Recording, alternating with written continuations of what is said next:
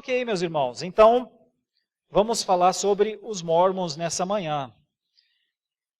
Esse é um tema, é uma aula que nós damos no Instituto Reformado de São Paulo, dentro de uma linha que é teologia, agora deu alguma coisa aí, Lucão, uma teologia prática, e nosso objetivo lá, nós temos uma classe funcionando com mais de 100 alunos neste momento, e o tema então é esse daqui, o mormonismo. Eu não tenho ele em PowerPoint, e eu não sei se dá para ler. É possível ler? Dá para ler? Os mais distantes conseguem ler? Precisa de lupa? Eu sei, está difícil. É porque isso aqui é uma disposição agora mesmo. Eu vim para falar de missões nessa manhã com vocês, mas a igreja tem prerrogativa nesse sentido, eu quis dar essa liberdade. Nós falamos muito sobre missões, sobre outras áreas, nós voltaremos a falar. Bom, vamos então pensar aqui no mormonismo. É muito importante que se diga uma coisa, meus irmãos. Quando se estuda um movimento como este, então isso terá suas consequências. As nossas páginas que estudam movimentos diferentes, normalmente recebem muitas críticas, inclusive. O pessoal bate forte em todos nós, principalmente, porque é dito assim, cada um cuide de si, né? Cada um cuide da sua religião, não falem das outras religiões. Nós temos uma ideia no Brasil que não se pode falar sobre outros movimentos, cada um fale de si. Mas nós temos uma obrigação também, nós temos uma responsabilidade também de orientar o nosso povo. E nós temos de, como igreja, ajudá-lo para que o irmão ou a irmã esteja preparado para quando um elder bater a porta da sua casa. Então, assim como as testemunhas de Jeová têm uma prática de ir às casas, os mormons também. E muitos não têm a menor ideia de como, nem mesmo conversar com eles. Então, o objetivo nosso, primeiro, é ajudar você e depois, de alguma maneira, porque nós estamos trabalhando com captação dessas mensagens, também ser útil de alguma forma para fora das nossas paredes. Então, eu começo perguntando, o que é o mormonismo? Mormonismo é uma forma de cristianismo ou é paganismo? Mormonismo é cristianismo ou paganismo? Eles são conhecidos como a Igreja de Jesus Cristo, dos Santos dos Últimos Dias. E eles se afirmam como cristãos. No entanto, as suas práticas não parecem ser práticas cristãs. Bom, por exemplo, um dos ensinos, é claro que um tanto quanto controverso, se puder deixar um pouquinho mais grave, varão, por favor, e menos médio, por favor. Um dos ensinos é o da poligamia, por exemplo. É claro que não é uma ordem, sejam polígamos. E houve até um dos seus líderes que determinou o fim da poligamia dentro do mormonismo. Mas determinou como lei, mas a prática é que isso nunca cessou dentro do mormonismo. Então, seria a poligamia aprovada por Deus? Porque este movimento aceita a poligamia, ou seja, um homem casar-se com muitas mulheres. Também defende o casamento selado, e casamento selado aqui é aquele casamento que as mulheres, a maioria das mulheres até gostariam que fosse, que é o casamento para a vida eterna, o casamento que vai além da morte, o casamento para sempre. Esse casamento selado, o casamento para sempre, ele seria o casamento que a Bíblia diz que é casamento? Porque uma das formas de entender o casamento é que ele vai até que a morte separe. É assim que a gente, ali nos votos, a gente se compromete com o nosso cônjuge, né? Até que a morte nos separe. Bom, e a outra ideia também dos mormons é o batismo dos mortos. Eles entendem que depois de a pessoa morrer, ela ainda pode ser batizada, porque este batismo o salvaria. Então, são leituras, né, que nós precisamos dialogar com elas. Smith é o seu fundador, Joseph Smith. E pesquisas mostram que ele nasceu numa família muito rude. Eles não tinham uma relação muito amigável com os seus vizinhos. Parte da família de Smith, lá nos Estados Unidos, filia-se a uma igreja presbiteriana de lá. Mas Smith não gosta muito do ambiente das igrejas naquele momento e não se decide por nenhuma delas. E então busca uma linha mais direta, diríamos assim, com Deus, e orava para que Deus lhe mostrasse qual igreja que ele deveria pertencer. E então, em um desses momentos, Deus teria falado com ele, numa visão especial de Deus, ele afirma, aqui no livro A Pérola de Grande Valor, ele afirma o seguinte, que ele viu duas pessoas brilhando muito, uma pessoa era Deus e a outra pessoa era Jesus. E Deus havia dito para Joseph Smith, esse que está do meu lado é o meu filho amado, ouve-o. E então Jesus teria dito para Joseph Smith, não se filie a igreja nenhuma, pois elas não são reconhecidas como igrejas de Deus. E então, por causa disso, Joseph Smith não se filiou a nenhuma igreja, porque Jesus disse a ele, todas as igrejas apostataram, não se filie a nenhuma. Para você ir entendendo onde é que vai terminar essa construção. Eu faço algumas afirmações aqui sobre a questão de ver Deus ou não ver Deus, se é possível ver ou não ver, mas tire a conclusão por você mesmo. Ele afirma outras coisas, outras visões também. Quem está afirmando isso é Joseph Smith. Ele afirma que um anjo veio até ele, chamado de Moroni, e incumbiu-lhe de uma missão. Então, se o anjo determinou uma missão, ele tem que cumprir. E que João, o evangelista, o que escreveu o Apocalipse, João, então, veio e lhe concedeu um sacerdócio, o sacerdócio de Arão. Então, primeiro ele tem a visão de Deus e de Jesus, dizendo, não se filia a nenhuma igreja. Depois, o anjo Moroni diz, você tem uma missão. E agora, João vem e diz a ele que ele tem um sacerdócio, e este é o sacerdócio, o de Arão. Bom, com tudo isso, ficou relativamente fácil fundar uma igreja, né?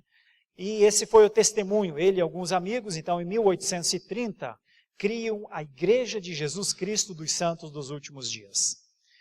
E no momento da organização da igreja, Joseph Smith, isso quem diz é Tácito da Gama Leite Filho, no livro Mormonismo, escrito pela Juerp em 1989, de quem eu sou devedor de muitos dos ensinos sobre o mormonismo que está aqui nesta aula.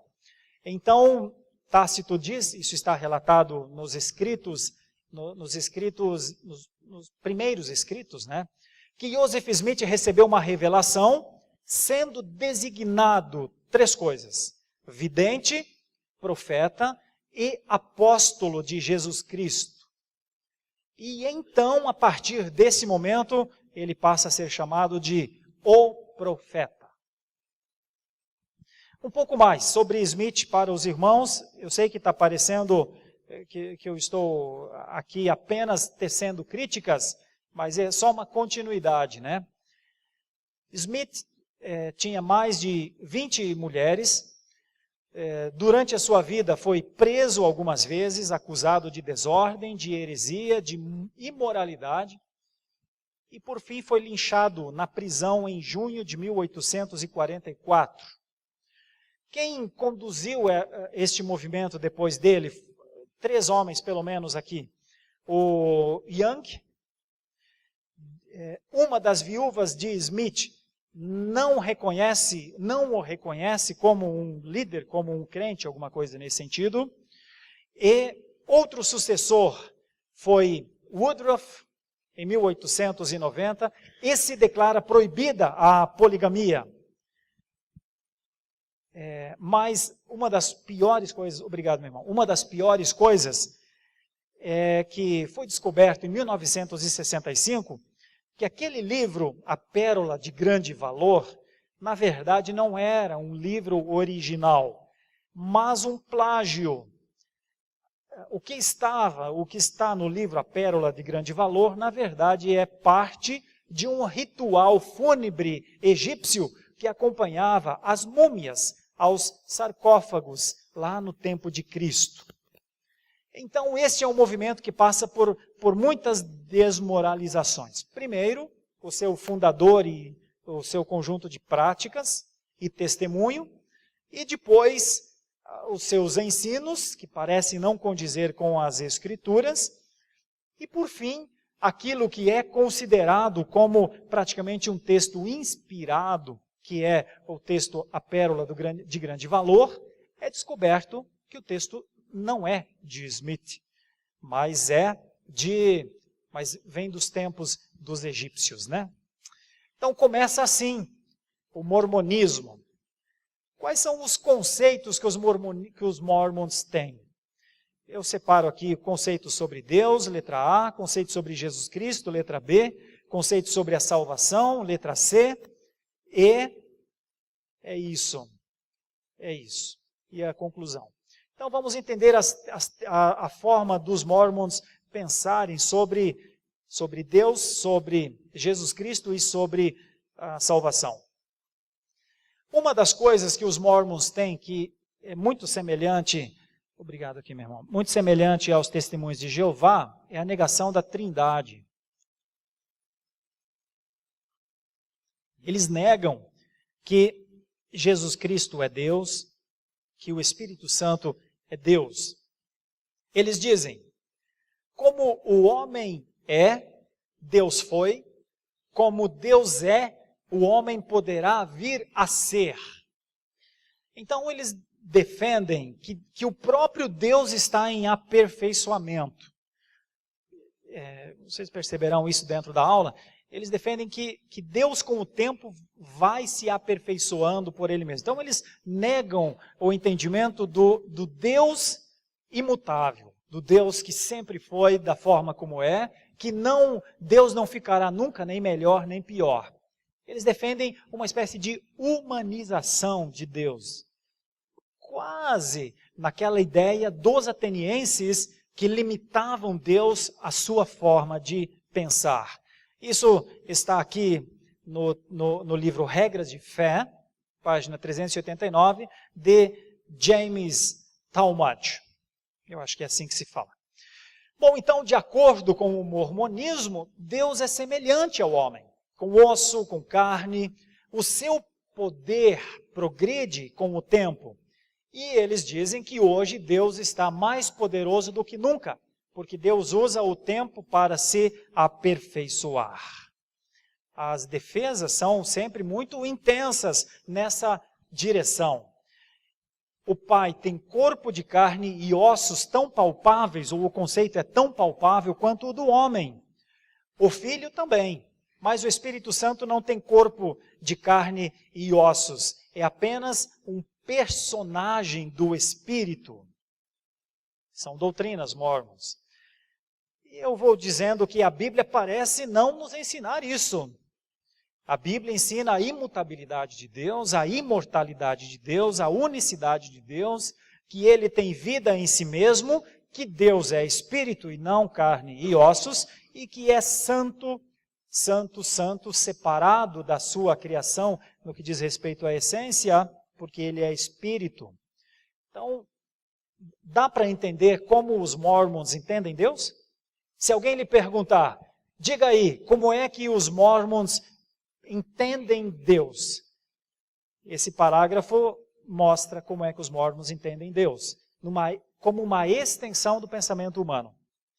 E entendem que Deus tem as coisas que o homem tem. Então a questão é, Deus tem as coisas que o homem tem, ou nós temos as coisas ou parte das coisas que Deus tem? A questão de atributos. Nós atribuímos a Deus formas de ser, ou Deus atribui a nós formas de ser? Essa é a questão, tá?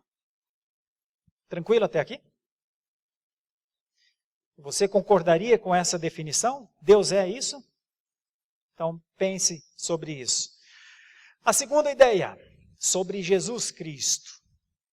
Os Mormons acreditam que, através de Joseph Smith, profeta e fundador da Igreja de Jesus Cristo dos Santos dos Últimos Dias,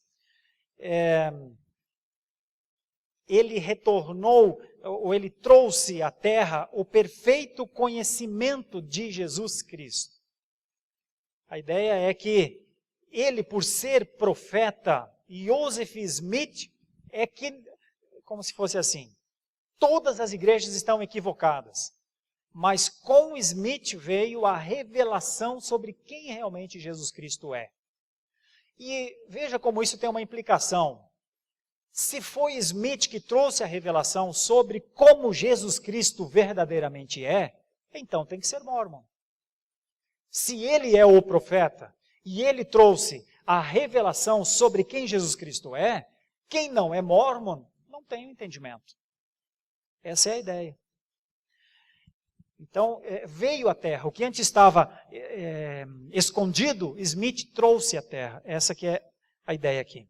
Com a restauração do Evangelho de Cristo, veio o verdadeiro e santo sacerdócio de Jesus Cristo. Com a restauração do Evangelho de Cristo, né, a autoridade de Deus para administrar as ordenanças de salvação. Então, se Smith trouxe à tona o que estava escondido, porque todas as igrejas são apóstatas, não existe nenhuma igreja que fale de Jesus Cristo como ele é, sigam o pensamento. Então, a autoridade de Deus para administrar as ordenanças de salvação pertence aos Mormons. Bom, eles também creem que Jesus é o homem mais velho dos homens e que Satanás também seria um irmão, que foi predestinado a ser, falando de Jesus, que ele foi predestinado a ser o Salvador da humanidade, que foi o primeiro espírito criado por Deus, que foi predestinado, que o seu sacrifício expiatório visa a nossa salvação, que ele ressuscitou e voltará para julgar os vivos e os mortos, e que depois de ressuscitar foi aos Estados Unidos, pregou, escolheu mais apóstolos e ainda organizou uma igreja. Bom, então, mais uma vez, nós dizemos que parece ter alguma coisa errada aqui. Esse ensino bíblico não parece ser o ensino bíblico das Escrituras. Nós temos a ideia que Jesus foi gerado pelo Espírito Santo em Maria, que ele é o herdeiro de toda a criação, que estava presente no momento da criação, que é o nosso Senhor, e Deus nos adota como filhos em Jesus Cristo. Que a nossa linha é do credo apostólico. E os Mormons não creem dessa maneira, né? No credo apostólico. E essa é a verdade, no caso, que é o ensino geral das Escrituras. Então, a nossa maneira de entender Jesus Cristo é como o Redentor, que assumiu nele unicamente a condição de ser o Salvador de todo aquele que nele crê. Mas isso porque ele é Deus, somente Deus poderia operacionalizar essa salvação. Mas os Mormons não creem na divindade de Jesus. Eles não creem que ele não creem na trindade como o cristianismo, né, fundamental crê. Então a leitura de Jesus Cristo é assim, ela é de acordo com a revelação de Smith. O que Smith diz é assim que os Mormons entendem Jesus Cristo. E esse conjunto aqui na metade desse parágrafo, então, mostra o entendimento dos mórmons acerca de Jesus Cristo. Sobre a salvação, como é que os mórmons entendem a salvação? Bom, eles acreditam que a salvação é obtida pela obediência aos mandamentos deles. Se o homem morrer sem se batizar, tem uma segunda chance de se salvar por meio do batismo efetuado após a morte. E usam o texto de 1 Coríntios, capítulo 15, versículo 29, para afirmar que o batismo beneficia os mortos, ou também é para os mortos. E então procuram batizar o maior número possível de mortos para salvá-los. A questão é, será que é isso mesmo que a Bíblia ensina? Será que aquele texto pode ser usado para isso? Será que a Bíblia não ensina que a salvação é pela fé em Jesus Cristo e que depois de morrer uma única vez vem o juízo? Vamos pensar um pouquinho mais aqui sobre esse texto de 1 Coríntios 15, versículo 29, porque é uma doutrina mórmon no batismo dos mortos. Paulo escreveu, então é o que está em 1 Coríntios 15, 29. De outra maneira, que farão os que se batizam por causa dos mortos? Se absolutamente os mortos não se ressuscitam, por que se batizam por causa deles? E aí algumas interpretações, então, possíveis para este versículo. Uma das interpretações, selecionei aqui pelo menos 4. Como existiam muitas seitas entre os coríntios, Paulo poderia estar dizendo, por que se batizar pelos mortos se vocês não acreditam na ressurreição? Então, talvez o texto esteja falando, não para que haja batismo por causa dos mortos, mas uma pergunta, olha, se vocês acreditam na ressurreição, é uma orientação de Paulo aos Coríntios, então não precisa fazer nada pelos mortos. Essa é uma linha. Olha, quem crê na ressurreição, entende que as decisões precisam ser tomadas em vida. Então não tem nada a fazer depois de morto. Não há nada a fazer por parte de quem fica, e aqueles que morreram também não tem mais nada a fazer, do ponto de vista das opções, das decisões. Então essa é uma das interpretações. Ele poderia estar falando, por que se batizar pelos mortos se vocês não acreditam na ressurreição? Agora, se não acredita na ressurreição, porque Paulo pregava a ressurreição, então não precisa fazer nada. Se não crê na ressurreição, nada deve ser feito, nada pode ser feito. Essa é uma linha. B. Depois da morte dos crentes, os novos eram batizados e colocados no lugar dos que morreram. Então, Paulo poderia estar falando, se vocês não acreditam na ressurreição, por que continuam convertendo e batizando pessoas para ficar no lugar dos que morreram? É a ideia da evangelização. Se vocês não acreditam, na verdade, Paulo está tratando aqui do conceito de ressurreição, e não necessariamente no batismo dos mortos. A letra C. Como o batismo simboliza a morte do crente no Senhor Jesus, talvez o apóstolo Paulo quisesse dizer, se vocês não acreditam na ressurreição, por que são batizados pretendendo a ressurreição com Jesus Cristo? E ainda uma outra possibilidade, que Paulo não usou o pronome nós, mas eles, excluindo-se da prática, seja ela qual for, inclusive tecendo juízo sobre isso, ou seja, duvidando das práticas dos coríntios. Bom, tudo isso para dizer uma coisa, parece que o texto não está orientando o batismo de mortos para a salvação. O que importa, parece aqui, é que Paulo defende a ressurreição e de maneira nenhuma ensinou os coríntios a batizar os mortos. Ele apenas está dialogando com eles acerca de mais uma das possíveis práticas equivocadas dos coríntios. E isso porque Paulo não está dizendo que se deve fazer o batismo, porque Paulo sabe que não é o batismo que salva. Então, quando se fala sobre salvação, os Mormons, eles têm perspectivas muito diferentes do cristianismo tradicional.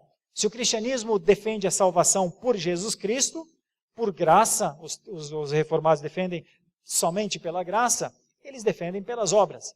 E a obra é crer nos ensinos do movimento.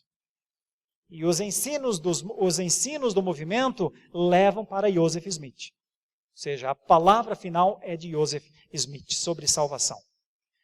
Prática sobre o casamento, como nós já vimos um pouco, mas apenas para reforçar. Isso não são ilações. Nós temos procurado trazer, inclusive, porque tratamos com um movimento mundial, os Mormons estão no mundo inteiro, e estão também aqui, muito próximos de nós. Então, sempre que tentamos trabalhar um tema assim, nós vamos para a literatura e vemos o que eles dizem, né? O que os livros falam. Então, Irving Wallace, no texto Os Polígamos, da editora Arte Nova, página 18, ele afirma uma coisa muito complicada sobre o líder do mormonismo, Joseph Smith, que teve muitas mulheres. Smith teria dito: sempre que vejo uma linda mulher, tenho que rezar pedindo perdão.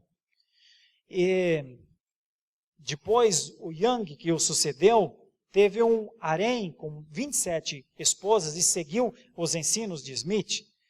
Taylor teve 7 mulheres e Woodruff, em 1890, cancelou a poligamia, não necessariamente porque a igreja se reformulou, ou o movimento se reformulou, mas por conta de uma lei do Congresso norte-americano que proibia a poligamia nos Estados Unidos. Então, os líderes, na verdade, eles vão trabalhando temas muito próximos daquilo que Smith estabeleceu.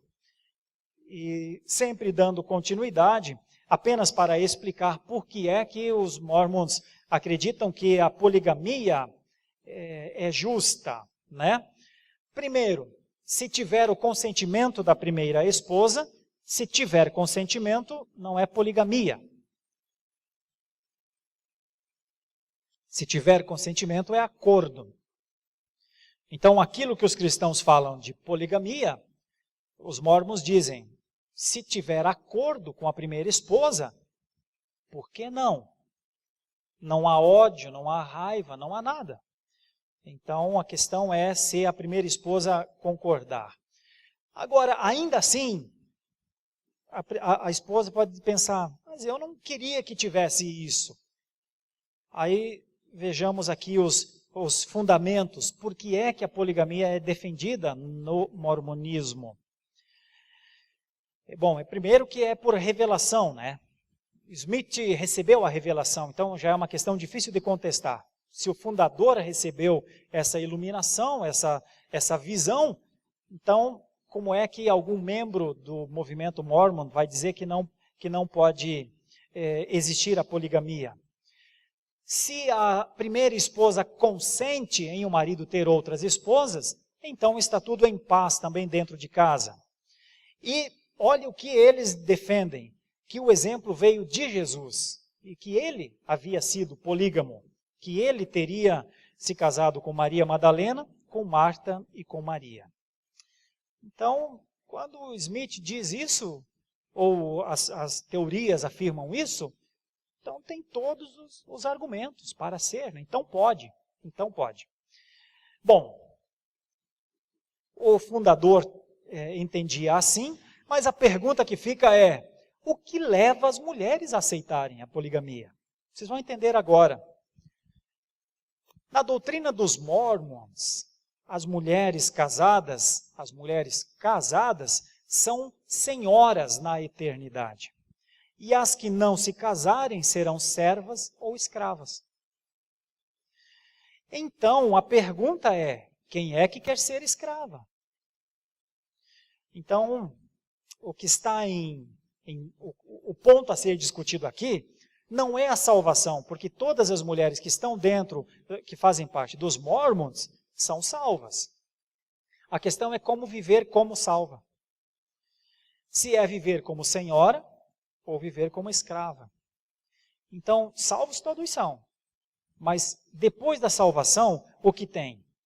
Senhorio ou escravidão? Salvas todas estão. O fato é que ninguém quer ser servo depois de ser salvo. E é por causa disso, de as mulheres. Isso vai sendo incutido com o passar do tempo.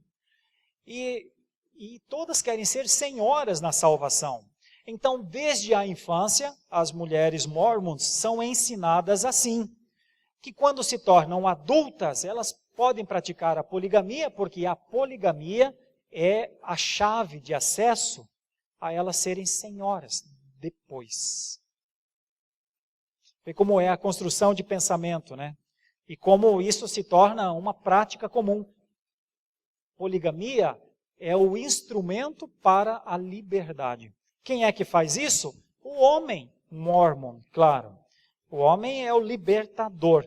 Desde a infância as mulheres são ensinadas a esperarem esse libertador. Então, a função do homem mormon é, através do casamento ou dos casamentos, libertar o maior número possível de mulheres da sua servidão depois da salvação.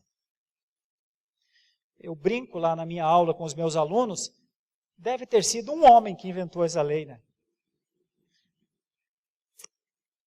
Irmãos, é uma doutrina terrível, aberrante, humilhante. É uma doutrina que fere a dignidade da mulher, em níveis absurdos, como raras vezes visto. Ok, mas pensemos um pouco mais. É uma doutrina muito difícil de ser aceita.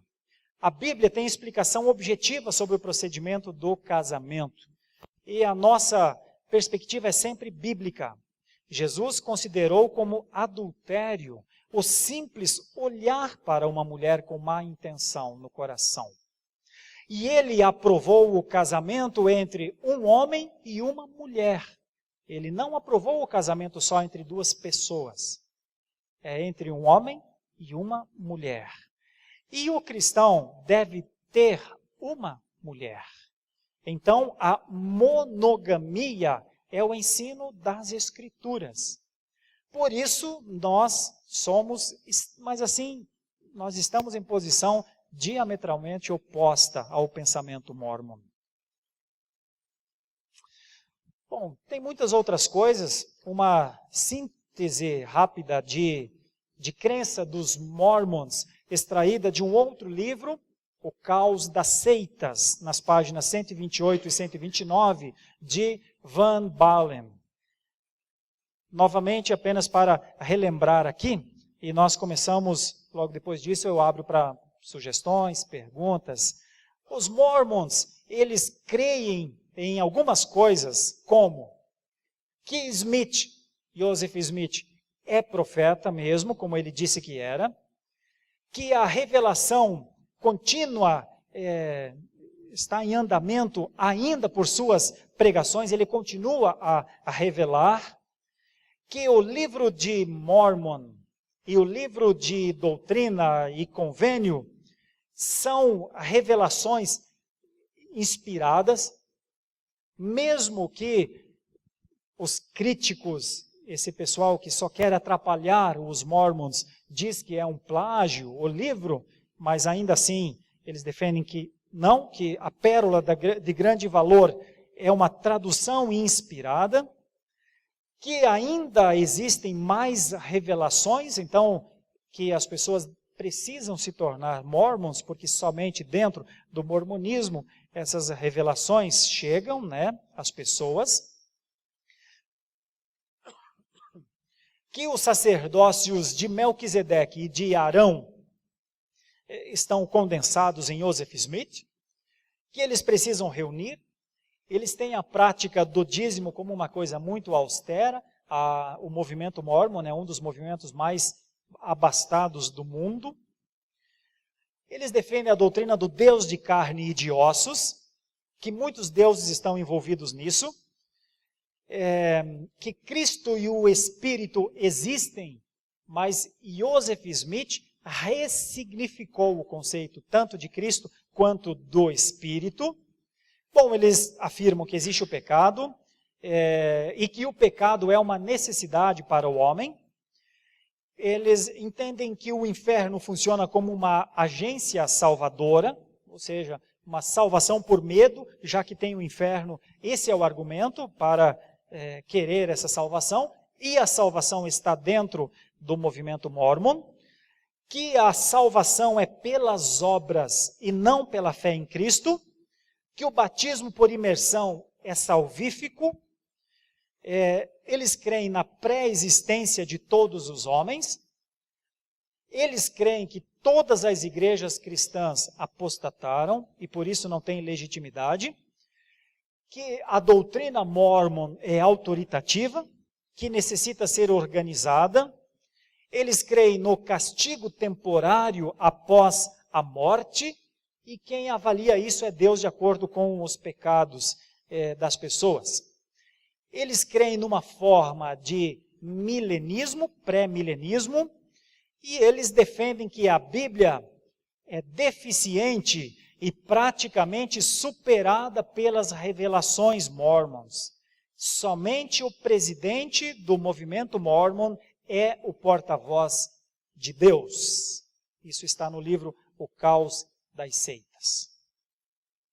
Então, é um conjunto de ensinos muito fortes, e isso sendo ensinado constantemente, vai gerando uma ideia de verdade.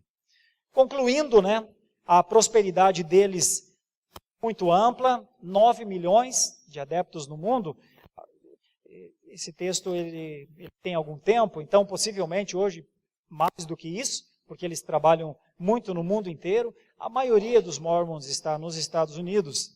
E eles acreditam, como todo movimento sectário, que deixar a organização Mormon implica perder a vida eterna. Então, não pode deixar. Alguns textos para combater isso, porque nós ler essas coisas vai dando em nós uma sensação de sofreguidão. É difícil ler essas coisas, estudar essas coisas sem dar uma resposta. Então, as nossas respostas são essas, que nós fomos criados à imagem e semelhança de Deus para refletir o Criador. E que a Trindade é a base. A Trindade, ela se demonstrou. Quando o texto bíblico diz, façamos o homem à nossa imagem e semelhança, é a Trindade que está propondo a vida. E a proposta da Trindade é que o homem seja uma proclamação natural de Deus. Como o homem é, como ele vive, ele carrega conceitos de Deus. Deus colocou no homem a sua imagem. Então, as nossas defesas é que não somos nós que damos o conceito imagético de Deus, mas é Deus que coloca a imagem em nós. Então, é a primeira resposta ao mormonismo. Por isso, nós consideramos o mormonismo, além de uma seita, também um movimento herético, porque algumas seitas têm conceitos mesclados, coisas certas e coisas erradas. Mas a nossa perspectiva é que o mormonismo é todo errado.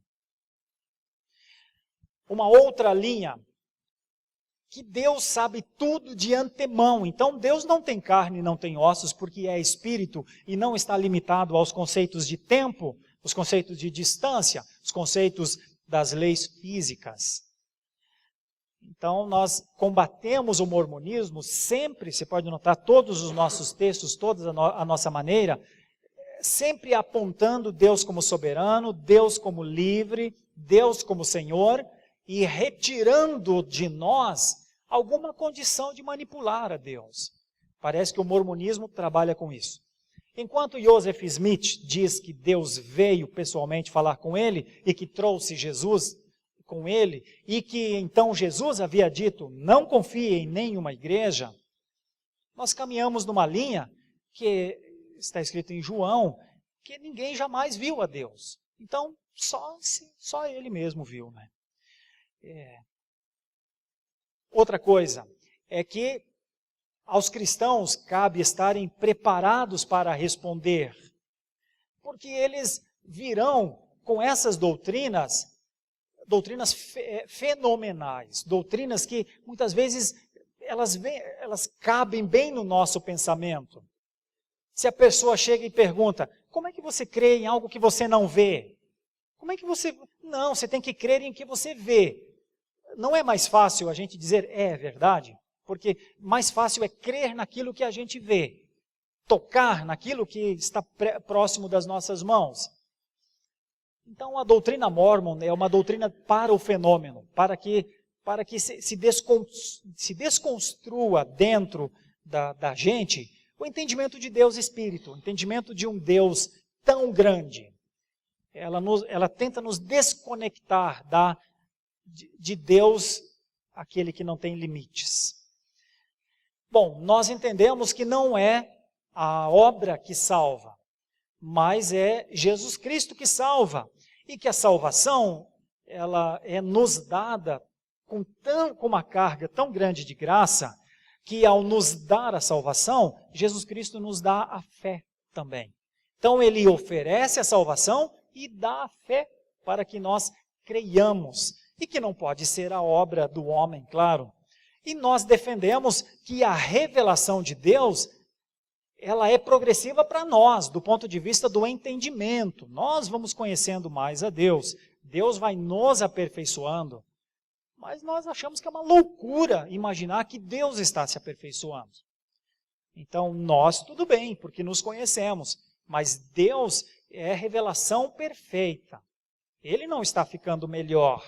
Ele o é, como sempre foi. Aliás, a palavra eu sou, ego eimi, dentro desse conceito, eu sou é eu estou sendo.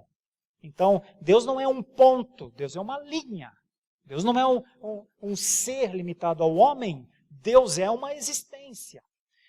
Então, o termo eu sou, lá para Moisés é eu estou sendo Moisés, eu sempre fui, eu sou e eu sempre serei. E a mesma forma, quando Jesus diz eu sou o caminho, a verdade e a vida, ele usa isso no grego, e a palavra também é eu estou sendo, ego eimi. E que nós podemos confiar totalmente na palavra de Deus. Então nós não precisamos do seu Joseph Smith. Nós temos a palavra. E dizemos inclusive ao movimento Mormon, que aliás, certamente nós vamos ter ouvintes que são mormons, e vamos, quando esse texto for disponibilizado nas nossas mídias sociais, mormons ouvirão. Eu teria uma palavra, aliás, eu preciso dizer, não posso e não quero falar como defensor de uma denominação. Eu sou pastor da Igreja Presbiteriana do Brasil, mas eu não falaria mormons venham para a Igreja Presbiteriana do Brasil, embora ela seja uma igreja que nós escolhemos viver, uma ótima igreja. Entendemos que enquanto ela é fiel aos símbolos de fé, nós, no nosso batismo e profissão de fé, dissemos que seria a nossa igreja para viver. Mas o meu foco não é trazer mormons para a Igreja Presbiteriana do Brasil, mas eu preciso testemunhar e dizer àqueles que frequentam, que são adeptos, saiam imediatamente dessa seita terrível e maléfica. Abandonem imediatamente esse lugar. Paulo disse que qualquer tipo de revelação que viesse além das Escrituras seria maldito, seria anátema. Então, só nessa interpretação, praticamente tudo do que Joseph Smith falou é loucura da cabeça dele. E eu tenho de dizer isso de uma maneira, eu sei que ela parece rígida demais, mas essa é a pregação ao mundo. Os mormons precisam ir para Jesus Cristo. E se quiserem ler como história o que um homem imaginou sobre a vida, ok, nós podemos ler todas as coisas que quisermos na vida, mas não utilizem isso para a sua salvação, porque ao utilizar isso para a sua salvação, incorrerão em um dos enganos de Satanás. Satanás opera na ignorância, opera na maneira como as pessoas desconhecem o Deus único e verdadeiro, que na pessoa do Senhor Jesus Cristo salva. Então, o que Joseph Smith disse, escreveu, copiou, não traz nenhum acréscimo aos conceitos de redenção. Pelo contrário, segmentam dentro de um movimento, separam para um movimento ensinos que negam a supremacia do Senhor Deus, diminuem o sacrifício de Jesus Cristo a praticamente nada e fazem do Espírito Santo apenas alguma coisa para benefício do homem. A nossa pregação, o nosso testemunho é muito simples. As heresias existem, sempre existirão. Os movimentos sectários sempre existirão, mas a palavra pregada é a que liberta. Então parece que a palavra de Gênesis 1, Deus, nós somos criados por Deus. A palavra de Jeremias 1, Deus é soberano e só Ele é soberano e Ele não é como o homem. A palavra de João, que ninguém jamais viu a Deus, desmentem Joseph Smith. Ele não viu a Deus. Ele pode ter visto alguma coisa. Ninguém leva isso, ninguém questiona isso. Não questionamos a visão de alguém.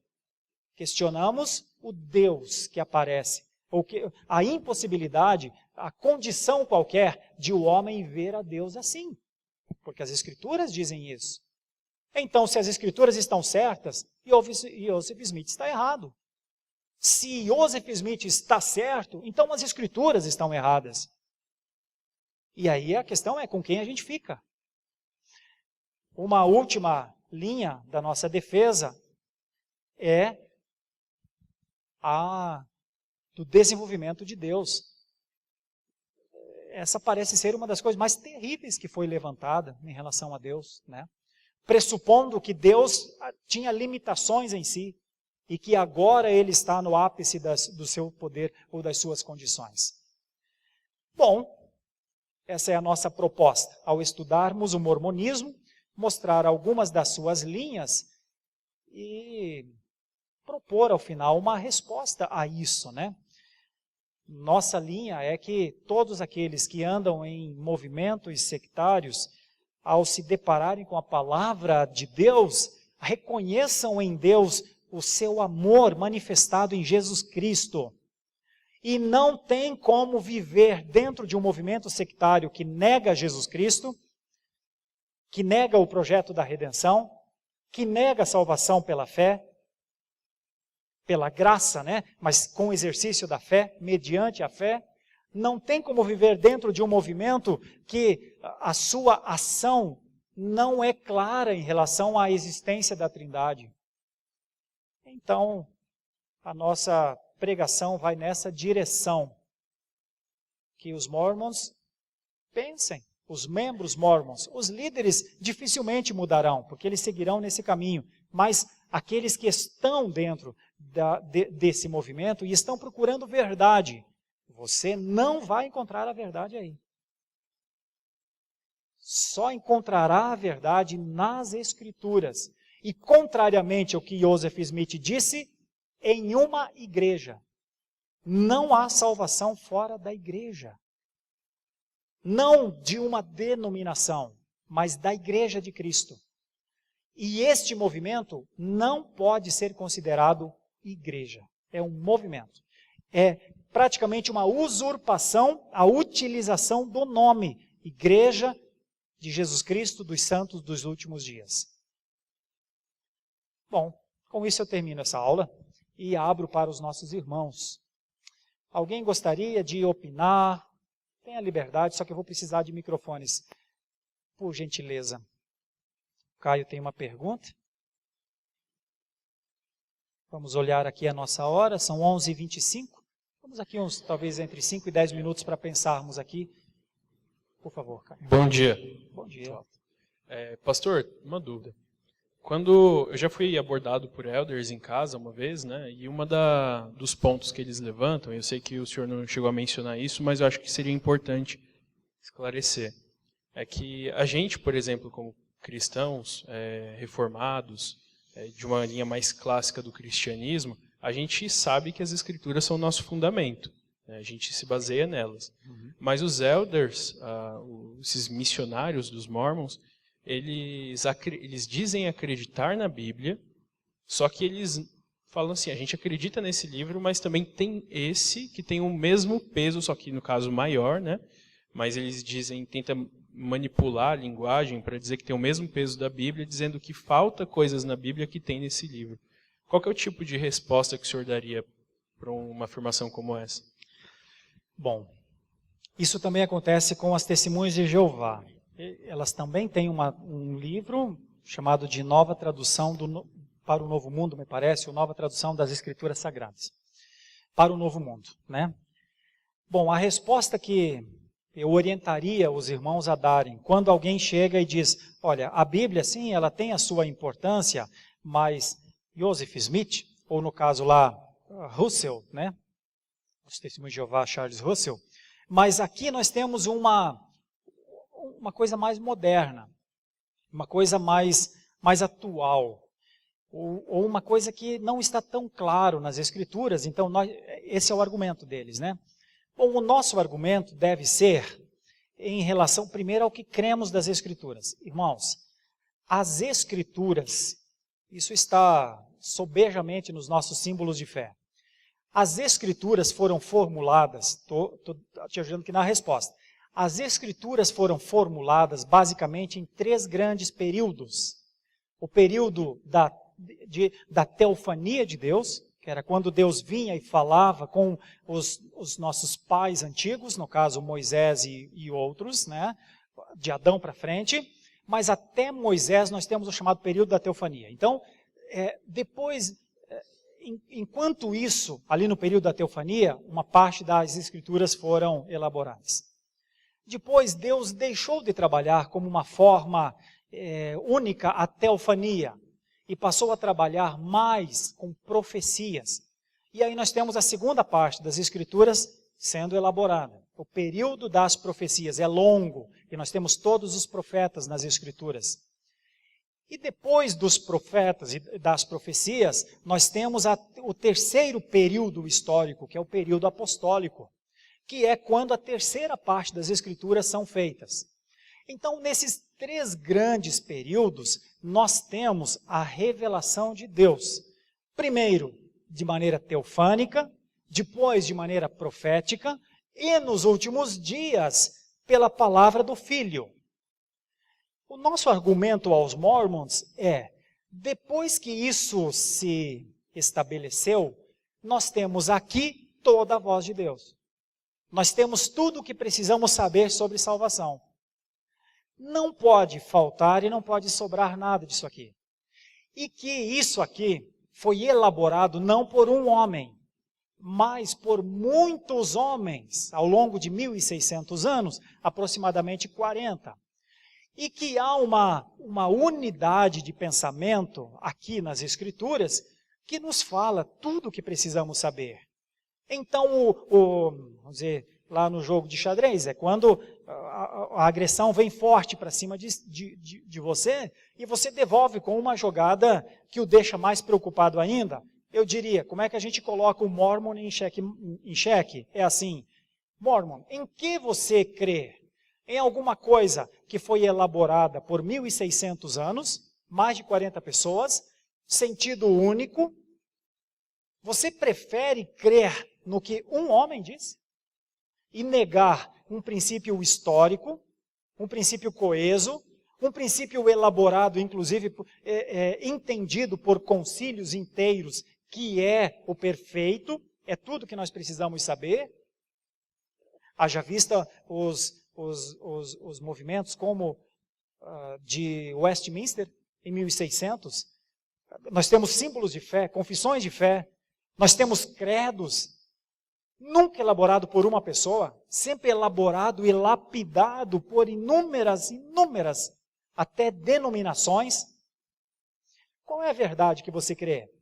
Você crê em alguma coisa lapidada ao longo da história? Ou você vai negar tudo isso e vai crer na palavra de um homem? Deixa eu lhe falar quem foi Joseph Smith e lê para ele. Eu sei que é difícil, mas a agressividade do movimento Mormon precisaria ter dos cristãos uma resposta à altura. Porque nós temos condições de dar essa resposta, entende, Caio? Esse é o ponto. Qual é a resposta que se daria a alguém que diz, a Bíblia tem isso aqui, mas aqui tem uma coisa melhor? E cadê a autoridade? E aquilo que a Bíblia diz que não pode ser acrescentado nada? Então, acho que não é difícil combater a doutrina mórmon. Apenas precisamos saber quem nós somos. Ao saber quem nós somos, o mórmon acho que fica em dificuldades. Ok?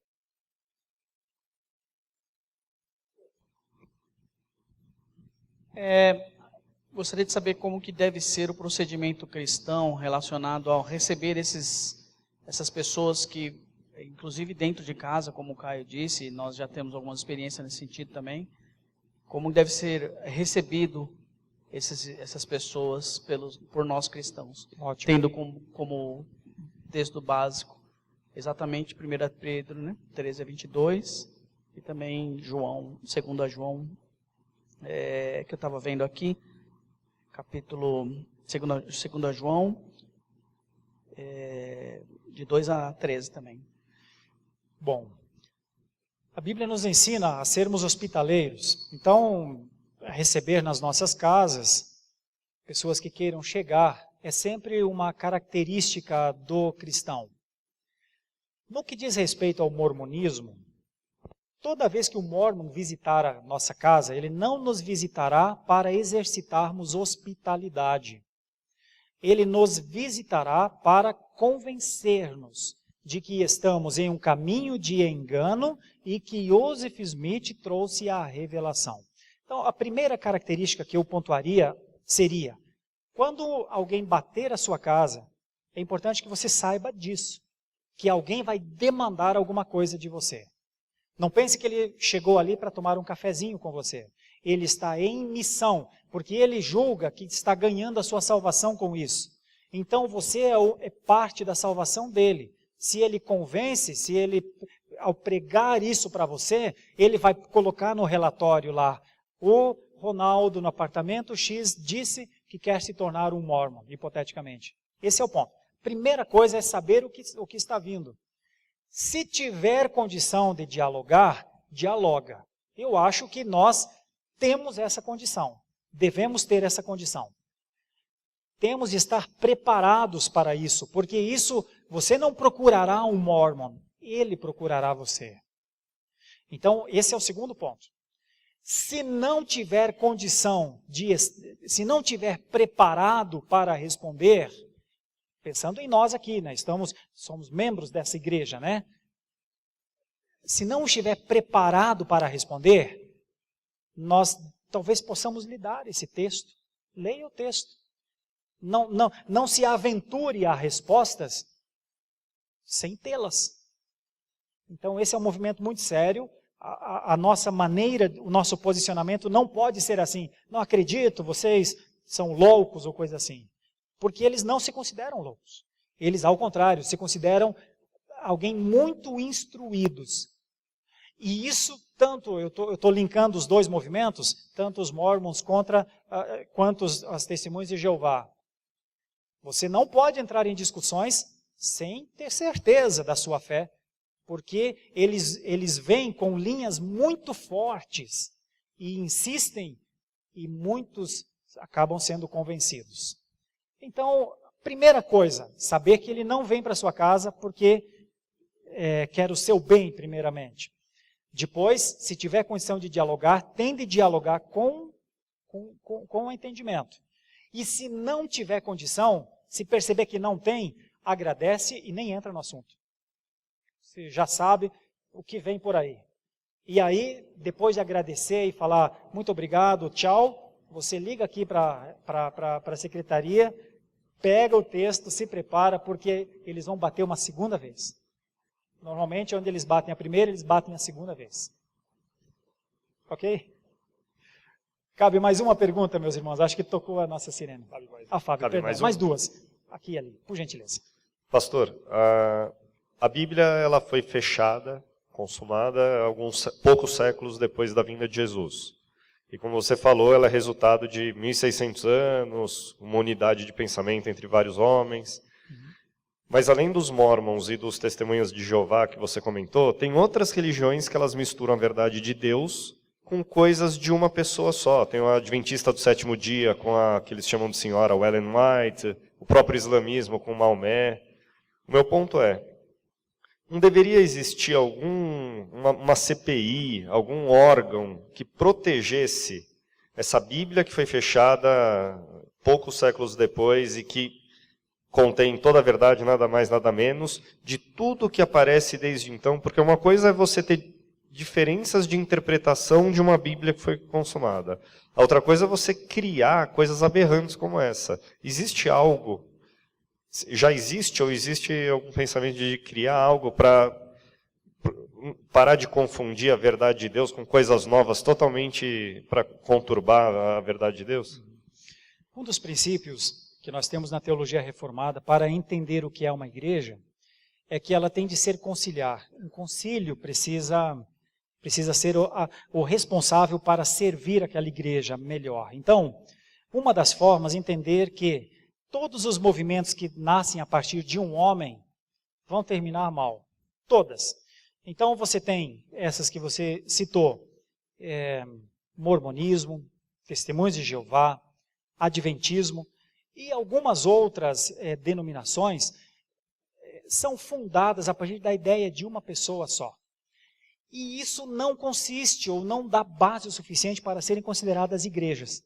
Se o princípio conciliar é necessário, pegando como exemplo, Jesus Cristo como fundador do cristianismo, vamos dizer assim, como o espelho máximo do cristianismo, a sua base era o colegiado apostólico. Então, o colegiado apostólico é aquele que se reúne em Atos 15 para deliberar sobre as situações. E tudo que a igreja faz dali para frente, ela faz numa perspectiva apostólica. Em todos os lugares, Timóteo é orientado a constituir os seus presbíteros, Tito e tudo mais, sempre conciliar. Igrejas que não têm o sentido de movimentos, que não têm o sentido de conciliaridade, podem ser questionadas por isso. São movimentos idealizados por uma pessoa só. Por isso eles já são chamados de seita. Então eu acho que o grande juízo se dá nesse sentido. Quando igrejas conciliares olham para a situação como essa e entendem que aquilo ali é uma perspectiva de uma pessoa, né? Isso diminui em credibilidade, obviamente, os movimentos.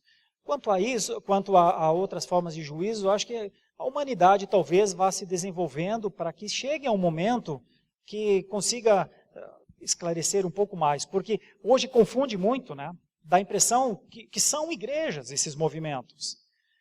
E pela contínua prática das pessoas. Mas quando vamos para a origem, percebemos que parecem não ser conciliares. Não são fruto de alguma coisa que foi elaborada, mas são frutos do pensamento de uma pessoa. Aliás, essa é a maneira para combater os movimentos mais modernos dos dias atuais. Entre aspas, igrejas que têm dono não são igrejas. Porque ninguém pode dizer minha igreja quando Jesus Cristo disse minha igreja. Percebe? Então, põe aí na lista vários nomes muito modernos. Talvez só de sair aqui, se sair na rua, já veio uma. Desculpe. Aqui, última pergunta. E assim, pode falar, Varão.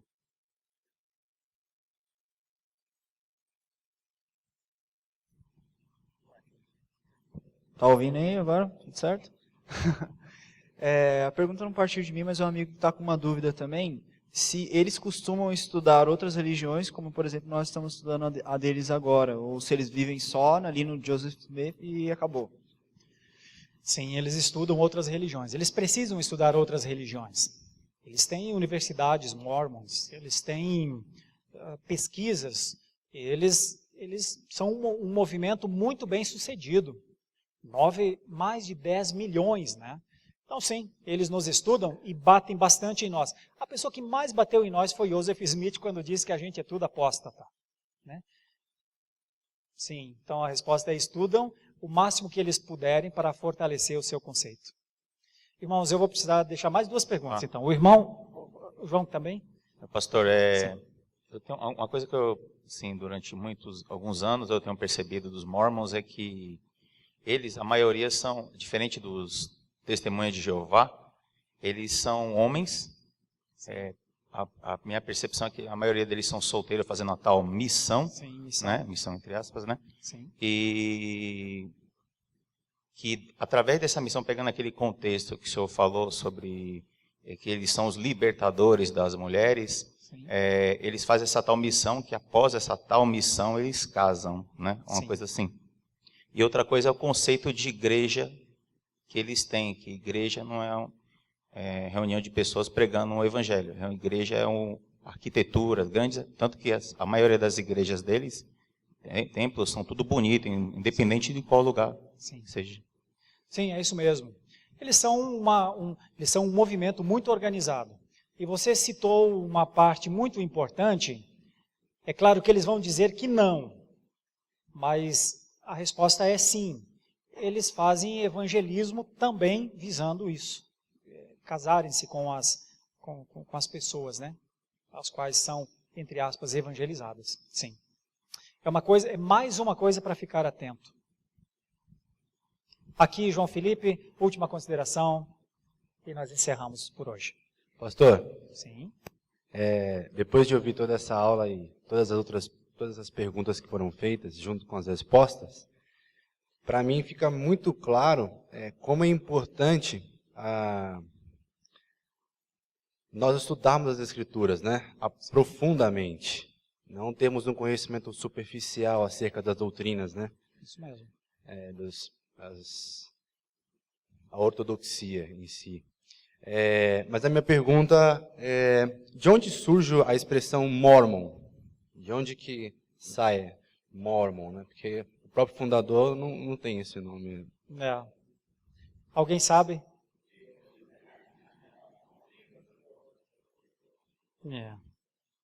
Alguém sabe?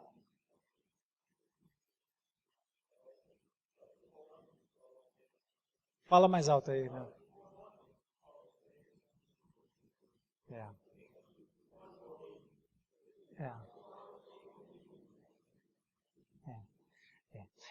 O conceito tem a ver com a missão dada. É a palavra do anjo Moroni para que eles cumpram a missão. É uma palavra do anjo para dizer que isso os definiria como missionários, como testemunha. E como diferentes e separados. Então, é a palavra do anjo. Daí que vem o termo Mormon. O anjo teria sussurrado. Irmãos, deixa eu finalizar esse texto, esse momento aqui, pedindo aos irmãos que pensem bem nos dias atuais sobre o que se tem feito por coisas que não são verdadeiras, esforços que não são verdadeiros, esforços que não levam à salvação. E pedindo que nos preparemos na leitura das Escrituras, no cuidado das Escrituras, para as ciladas e as artimanhas que estão, assim, muito próximas de nós. Todo o movimento sectário, seja de Testemunho de Jeová, seja de mormonismo, ou seja de outras seitas atuais extremamente modernas, são para derrubar, não são para salvar. São armadilhas.